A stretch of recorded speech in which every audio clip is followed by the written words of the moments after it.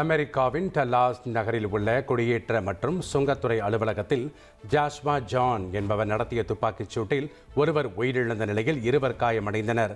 இதற்கு கண்டனம் தெரிவித்த அதிபர் ட்ரம்ப், இந்த தாக்குதலின் பின்னணியில் இடதுசாரி ஆர்வலர்கள் இருப்பதாகவும் அமெரிக்காவுக்கு அவர்கள் அச்சுறுத்தலாக திகழ்வதாகவும் குற்றம் சாட்டினார். போர் நிறுத்தம் தொடர்பாக ரஷ்ய அதிபர் புட்டினை மாஸ்கோ தவிர வேறு எங்கு வேண்டுமானாலும் சந்தித்து பேச தாம் தயாராக இருப்பதாக யுக்ரைன் அதிபர் ஜெலன்ஸ்கி தெரிவித்தார். இதற்கு பதிலளித்த ரஷ்ய அதிபர் மாளிகை செய்தி தொடர்பாளர் டிமித்ரி பெஸ்கோவ், துருக்கியின் இஸ்தான்புல் நகரை தாங்கள் தேர்வு செய்வதாக அறிவித்துள்ளார். ரஷ்யா யுக்ரைன் போர் விவகாரத்தில் உலக தலைவர்கள் யுக்ரைன் அதிபர் ஜெலன்ஸ்கிக்கு ஆதரவு தெரிவித்துள்ளனர். ஐநா பொதுச்சபையின் கூட்டத்தில் பேசிய ஜெலன்ஸ்கி, போருக்கு ரஷ்யா பொறுப்பேற்க வேண்டும் என்று கூறிய நிலையில் ரஷ்யாவின் மனித உரிமை மீறல்களை உலக தலைவர்கள் கண்டித்தனர். கட்டாய கருத்தடைக்காக கிரீன்லாந்து பெண்களிடம் டென்மார்க் பிரதமர் மெட்டே ஃப்ரெடிக்சன் நேரில் மன்னிப்பு கேட்டார்.